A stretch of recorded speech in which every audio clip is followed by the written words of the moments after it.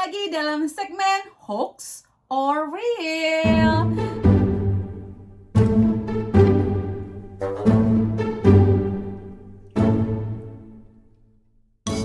Bersama saya, Debbie Jamuri, your favorite naturopathic practitioner.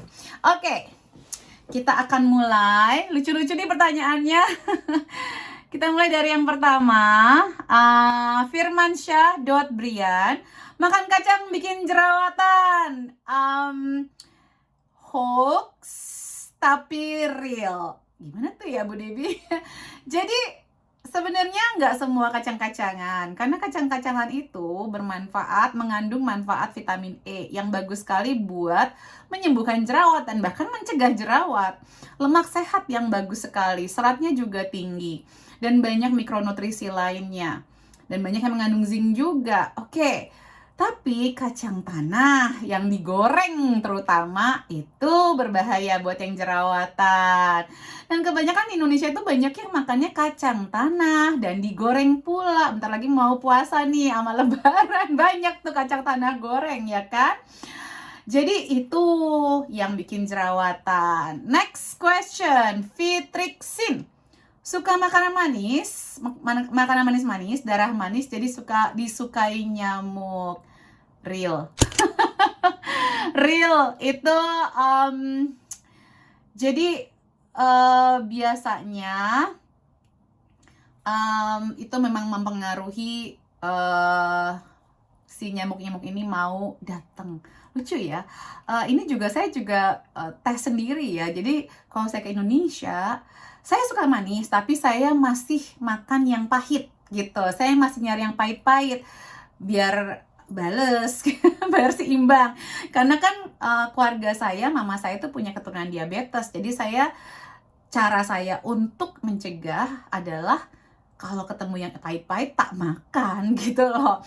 Karena saya tahu saya suka yang manis-manis. Jadi kalau suami saya sama anak saya tuh suka banget digigit nyamuk, saya aman-aman aja. Lucu ya. Oke, berikutnya. Ini _Ratih.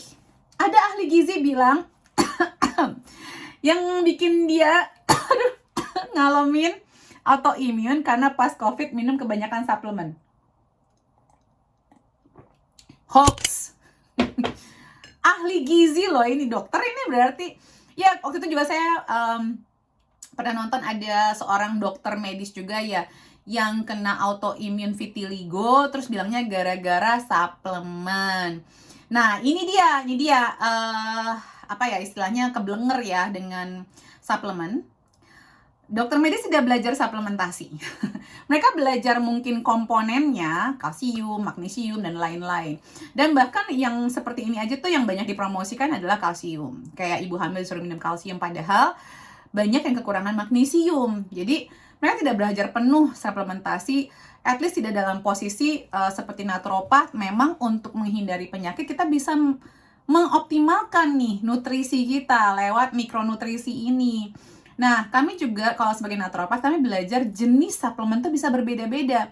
Ada yang food grade, jadi sistemnya mereka di freeze dried. Freeze dried itu literally mereka tuh di makanan itu tuh di apa ya, di freezerin dulu, abis itu baru di dry, abis itu baru dikapsulin. Itu namanya freeze dried, dari makanan alami. Karena kan memang seharusnya kita dapetin nutrisi itu dari makanan kita sehari-hari, tapi kan nggak setiap hari kita bisa perfect ya pola makannya. Jadi ada waktu kita kekurangan nutrisi, dan mungkin ada satu dan lain hal kayak stres yang berkepanjangan, ada penyakit, ada minum obat-obatan tertentu yang menghalangi penyerapan kita, atau kekurangan nutrisi jangka panjang juga bisa menyebabkan kekurangan mikronutrisi dalam tubuh kita. Jadi ini sih hoax kalau aku bilang sih. Justru kalau kita minum suplemen yang benar, itu berarti food grade sama natural identical ya. Nggak semua suplemen sama. Nah, kalau dia minum yang sintetis nih, terutama juga nih, kemarin tuh pas lagi pandemi, banyak banget yang laku tuh ya, suplemen MLM. Saya pun ditawarin gitu ya, suplemen MLM. Tetapi saya baca ingredients-nya atau bahan kandungan di belakangnya itu, ada zat-zat yang dapat memicu kondisi autoimun di beberapa klien saya, karena tinggi angka intoleran sama sensitivitasnya. Seperti tomat, itu sebenarnya nggak aman buat orang-orang yang punya kecenderungan autoimun, itu nggak aman tomat. Saya sendiri di keluarga tuh jarang banget makan tomat, sangat jarang. Kalau bikin sambal pun kita nggak pakai tomat gitu ya, cari jenis sambal yang lain. Susu sapi juga kadang-kadang bisa menimbulkan reaksi autoimun di beberapa orang. Jadi buat aku sih, ini kalau ada pernyataan seperti ini, suruh tanya suplemen apa yang kamu minum, suplemen apa, belajar dulu sama naturopat, karena kalau naturopat memang belajarnya suplementasi, bukan obat-obatan kimia. Oke, berikutnya dari Afong.afong5815. Batang jamur shiitake dibuang saja, tidak perlu diolah. Ada yang bilang beracun. Hoax.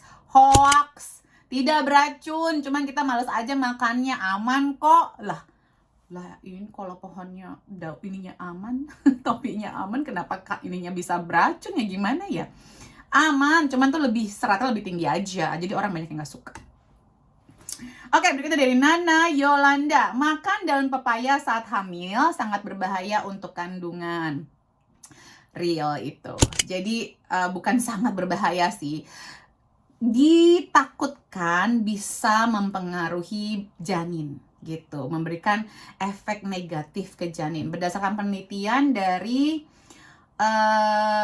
Asian Research Journal of Gynecology and Obstetrics. Yes, oke, kayaknya sudah cukup itu ya, hoax and real. Sebentar saya double check. Ya, it's all done. Terima kasih yang sudah bertanya. Semoga kita bisa memberantas hoax di luar sana. Salam sehat selalu. Jangan lupa untuk di subscribe dan di share. Take care. Bye.